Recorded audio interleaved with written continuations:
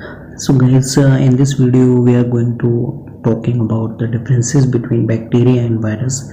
In the last video we have already discussed about the differences between virus and viroids. So I made a complete table about their differences and I will be explaining them by point to point. Okay, so here the first point about their differentiation is about their cell wall. तो यहाँ मैं bacteria के बारे में बताऊंगा और यहाँ पे मैं पॉइंट जो दिया हुआ है उसके बारे में वायरस के बारे में बताऊंगा। यहाँ बैक्टीरिया या फिर यहाँ वायरस, ठीक है, तो इससे आप डिफ्रेंशिएशन कर सकते हैं। तो सबसे पहले हम बात करें अबाउट द सेल वॉल। तो बैक्टीरिया की सेल वॉल होती है वो मिलके बनी होती है आपकी पेप्टिडोग्लाइकन या फिर लिपोपॉलीसेकेराइड्स की, जबकि viruses doesn't have any cell wall, उनमें सेल वॉल नहीं होती है। उनमें सेल वॉल की जगह पे वहाँ पे प्रोटीन कोट होता है। तो यहाँ पे आपके बैक्टीरिया में जेनेटिक मटेरियल एक सिंगल क्रोमोसोम ही होता है और वो सर्कुलर होता है, जबकि यहाँ पे आपके डीएनए और आरएनए दोनों में से कोई भी अवेलेबल हो सकता है वायरस में।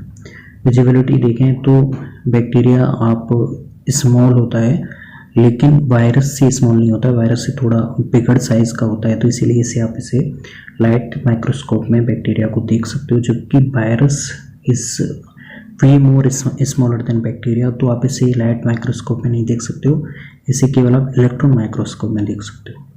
इन्फेक्शन की बात करें तो इन्फेक्शन, बैक्टीरियल इन्फेक्शन होता है वो कैसा होता है, लोकलाइज्ड होता है, यानी कि किसी स्पेसिफिक जगह पे ही होगा, वहीं पे स्प्रेड होगा। जबकि वायरल इन्फेक्शन होता है वो पूरे सिस्टमेटिक इन्फेक्शन होता है, उसका किसी स्पेसिफिक ऑर्गन तक की सीमित नहीं रहता है। रेप्लिकेशन के बाद में वो और ग्रोथ करके किसी भी दूसरे ऑर्गन तक पहुंच सकता है, तो वो सिस्टमेटिक इन्फेक्शन है, ठीक है।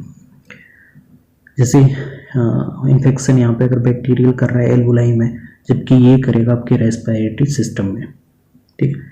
प्रिवेंशन देखते हैं तो आप बैक्टीरियल डिजीज़ को प्रिवेंट कर सकते हो एंटीबायोटिक से, जबकि वायरस डिजीज़ हैं होती हैं उन्हें आप वैक्सीन्स क्रिएशंस के द्वारा ही उन्हें प्रिवेंट कर सकते हो। हार्मफुल की बात करें तो बैक्टीरियल होते हैं, कुछ हार्मफुल होते हैं और हार्मफुल से ज़्यादा वो बेनिफिशियल भी होते हैं, ठीक है। लेकिन वायरसेस की बात करें वो मोस्टली हार्मफुल होते हैं। जितने भी यूजफुल वायरसेस होते हैं वो केवल जेनेटिक इंजीनियरिंग में ही यूज होते हैं, ठीक है। अब बैक्टीरिया हैं वो आपके कई सारे साइनोबैक्टीरिया हैं जो नाइट्रोजन फिक्सेशन में यूजफुल हैं, कई सारे आपके